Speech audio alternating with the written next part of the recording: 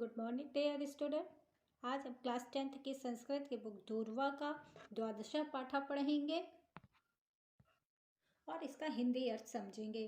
तो द्वादश पाठा वर्षा वर्णम। वर्षा वर्णम का अर्थ है वर्षा का वर्णन। ठीक है, इसमें वर्षा ऋतु का वर्णन किया गया है। तो चलिए सबसे पहले हम इस पिंक कलर के बॉक्स में जो है इसे पढ़ते हैं और इसका हिंदी अर्थ समझते हैं। देखिए, संस्कृत साहित्ये प्रसिद्धानि काव्यानि महाकाव्यानि च सन्ति। संस्कृत साहित्य में प्रसिद्ध काव्य और महाकाव्य है। काव्येषु आदि काव्याम रामायणम विश्व प्रसिद्धम वर्तते। रामायणस्य रचयिता वाल्मीकि आदि कवि विद्यते। अर्थात काव्यों में आदि काव्य रामायण विश्व प्रसिद्ध है। रामायण के रचयिता वाल्मीकि आदि कवि है। अस्मिन् काव्ये सप्तेषु कांडेषु भगवतो रामचंद्रस्य खिलम चरित्रम वर्णम अस्ति। यह जो काव्य है, इस काव्य में भगवान राम के संपूर्ण चरित्र का वर्णन किया गया है। सात कांड होते हैं इसमें और 7 कांडों में भगवान राम का संपूर्ण चरित्र का वर्णन किया गया है। पाठोऽयं किष्किंधा कांडात् अष्टविंशात् सर्गात् ऊर्ध्वतः। इस पाठ में किष्किंधा कांड के 8वें अध्याय से इस पाठ में किष्किंधा कांड के 8वें अध्याय से यह पाठ लिया गया है। पाठोस्मिन् संदर्भोचितं प्रकृति वर्णम ऋतु वर्णम तथापि वर्षतो मनोरम वर्णम अस्ति। इस पाठ के संदर्भ में अर्थात इस पाठ के अनुसार इसमें प्रकृति वर्णन ऋतु वर्णन तथापि वर्षा का मनोरम वर्णन किया गया है। तो इन श्लोकों के माध्यम से ये वर्षा ऋतु का वर्णन किया गया है। ठीक है, तो चलिए हम इन श्लोकों को पढ़ते हैं और इनका हिंदी अर्थ समझते हैं। देखिए, इसे देखिए स्टार्टिंग से। रजः प्रशांता सहिमोद्दवायु निर्दाग दोषा प्रसरा प्रशांता स्थिता ही यात्रा वसुधाधिपानाम प्रवासिनो यान्ति नारा स्वदेशान। अर्थात पहली लाइन का अर्थ देखिए, रजः प्रशांता सहिमोद्दवायु अर्थात वर्षा के कारण, रज मीन्स मिट्टी, ठीक है, प्रशांत मीन्स शांत होना। वर्षा ऋतु में जब पानी बरसता है तो धूल मिट्टी उड़ना बंद हो जाती है। तो क्या कह रहा है, वर्षा के कारण पृथ्वी पर आज जो धूल के कण हैं वो शांत हो गए हैं, समाप्त हो गए हैं। सहिमोद्य वायु और ठंडी ठंडी वायु बह रही है, वायु भी शीतलता युक्त हो गई है। निर्धाग दोषा प्रसरा प्रशांता, गर्मी से, निर्धाग मीन्स गर्मी, और गर्मी से जो दोष उत्पन्न हुआ था वह भी वर्षा के कारण शांत हो गया है। स्थिता ही यात्रा वसुधाधिपाना, और जो राजाओं की यात्रा थी वह स्थित हो गई है। ठीक है, आगे देखिए, प्रवासिनो यान्ति नरा स्वदेशान, और जो हमारे प्रवासी थे जो विदेशों में रह रहे थे वह अपने घरों को लौटकर आ रहे हैं। एक बार फिर से देखिए, आज धूल के कण वर्षा ऋतु के कारण शांत हो गए हैं, समाप्त हो गए हैं। हवा शीतलता से युक्त हो गई है अर्थात ठंडी हो गई है। गर्मी के जो दोष थे, गर्मी से जो दोष उत्पन्न हुए थे वह सब समाप्त हो गए हैं, शांत हो गए हैं। पृथ्वी पर राजाओं जो यात्रा करते हैं वह रोक दिए हैं, और विदेश में जो रहने वाले मनुष्य थे वह सब वर्षा ऋतु के कारण क्या कर रहे हैं, अपने घरों को वापस आ रहे हैं। चलिए दूसरा श्लोक देखिए। समुद्र हंता सलिलाति भारम बलाकिनो वारी धरा नदंता महत्सु संग्रेशु मही धराणाम विश्रम्य विश्रम्य पुनः प्रयांति। अर्थात यहाँ हम सेकंड लाइन से देखेंगे, बलाकिनो वारी धरा नदंता। बलाकिनो मीन्स होता है बगुला। तो जो बगुला है वह बरसात के समय उड़ता है। तो बगुला जो है, बगुले पंक्तियों में आकाश में क्या कर रहा है, उड़ रहा है। तथा समुद्र हंता सलिलाति भारम, बादल पानी के अधिक भार को धारण करे हुए हैं। ठीक है, महत्सु संग्रेशु मही धराणाम विश्रम्य विश्रम्य पुनः प्रयांति। जो बादल हैं वह क्या कर रहे हैं, मही धराणाम, पर्वतों पे, महान पर्वतों के शिखरों में विश्राम कर करके आगे बढ़ रहे हैं, फिर से एक बार इसका अर्थ देखिए।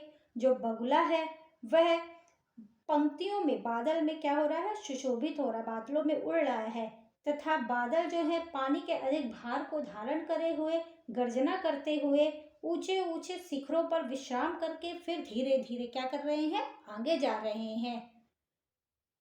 नेक्स्ट देखिए, तीसरा श्लोक देखिए।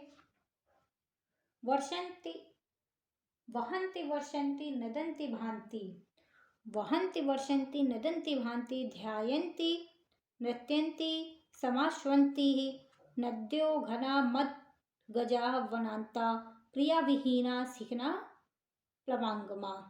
अर्थात देखिए, वर्षन्ति कौन बहन्ति कौन बहता है, नदियां। वर्षन्ति मीन्स वर्षा होती है, कौन करता है, घना मीन्स बादल, नदन्ति मीन्स चिंगाड़ना, ठीक है।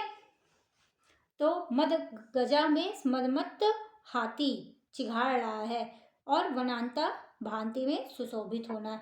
और ध्यायन्ति कौन, प्रिया विहीना, जो प्रिया विहीन है, जो अपने अपने प्रियतमा पत्नियों से दूर है, वह ध्यान कर रहे हैं। नृत्यन्ति मीन्स नाच रहे हैं, कौन, सिखना मीन्स मयूर, ठीक है। और प्लवंगमा मीन्स मेढक क्या कर रहे हैं, खुश हो रहे हैं। तो अब इसका पूरे का अर्थ समझिए। वर्षा काल में नदियां बह रही हैं, वर्षा काल में नदियां बह रही हैं और बादल वर्षा कर रहे हैं। मदमस्त हाथी क्या कर रहे हैं, चिघाड़ रहे हैं, आवाज कर रहे हैं।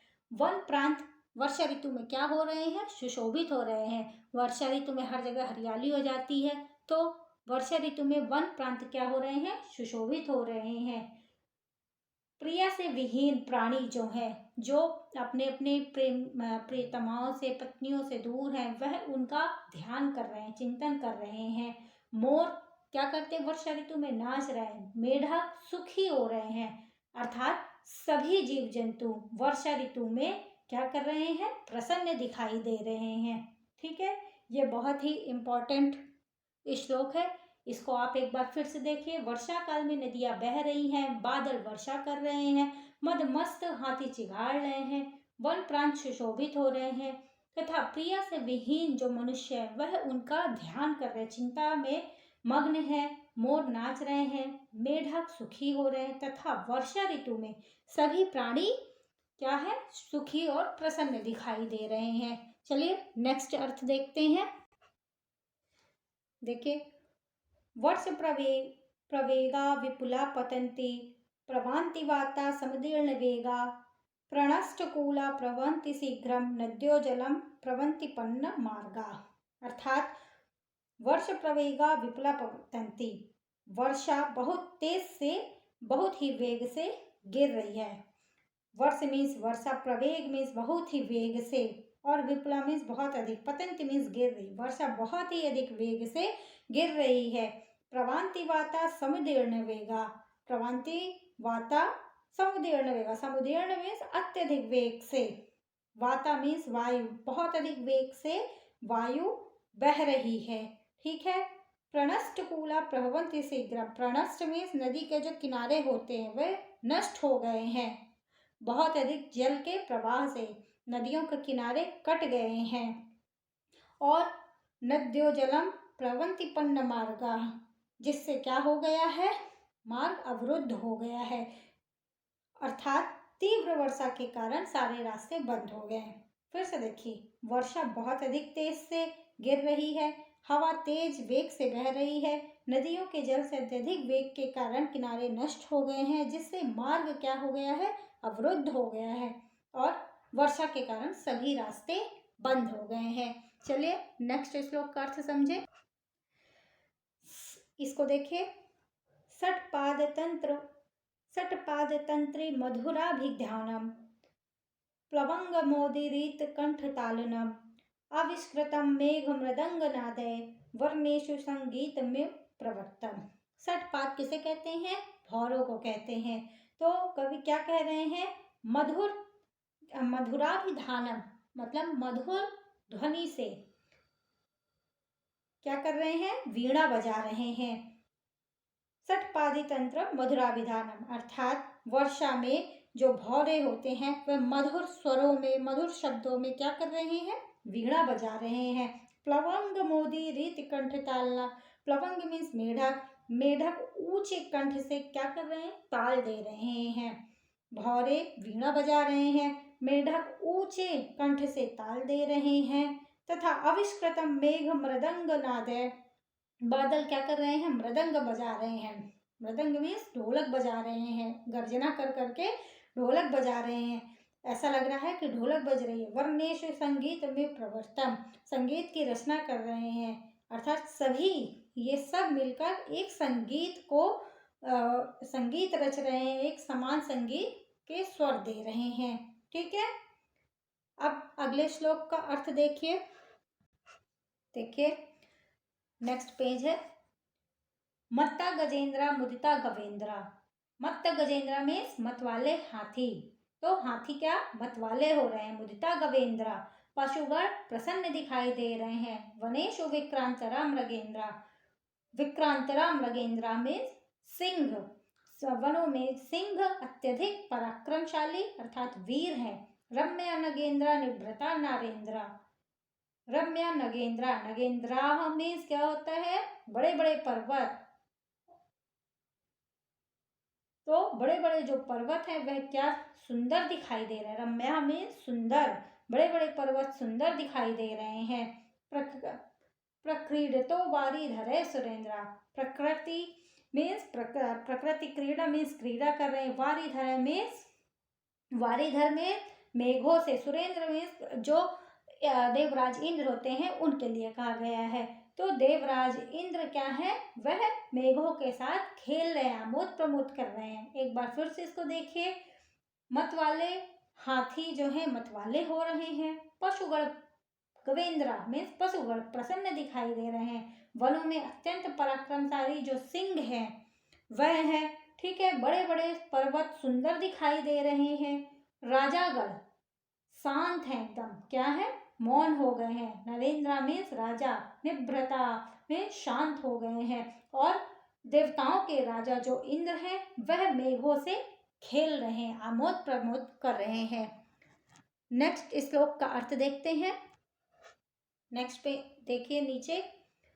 घनोपगूढ़म गगनम न तारा न भास्करो दर्शनम म्युपैति नरवैर्जलो गे धर्नरी विरक्ता तमो विलिप्तिमाना दिशा प्रकाशा। घनोपगूढ़म गगनम न तारम, घनो मीन्स आकाश, आकाश में चारों तरफ एकदम घने बादलों से अंधकार हो गया है।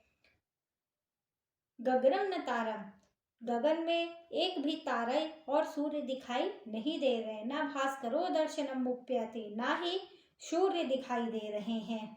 ठीक है, ना तारा दिखाई दे रहे हैं अंधकार के कारण, और ना ही इतने बादल छा गए हैं कि ना अंधकार हो गया है जिसके कारण ना एक तारा दिखाई दे रहा है, ना भास्करो, ना ही सूर्य भगवान के दर्शन हो रहे हैं। और न वैर जलो ये धरणनी विरक्ता, धरती भी नए जल के बहने से पूर्ण तृप्त हो गई है। वितृप्ता मीन्स तृप्त हो गई है। धरती नए जल के बहने से संपूर्ण तृप्त हो गई है। तमो विलिप्ता न दिशा प्रकाशा, और पृथ्वी की प्यास बुझ गई है तथा दिशाएं अंधकार के कारण प्रकाशित नहीं हो पा रही हैं। वर्षा ऋतु में बादल छा जाने से अंधकार हो जाता है जिसके कारण न तारे दिखाई दे रहे हैं, न सूर्य दिखाई दे रहे हैं, तथा धरती पर पानी ही पानी दिखाई दे रहा है जिससे धरती की प्यास क्या हो गई, बुझ गई, शांत हो गई है।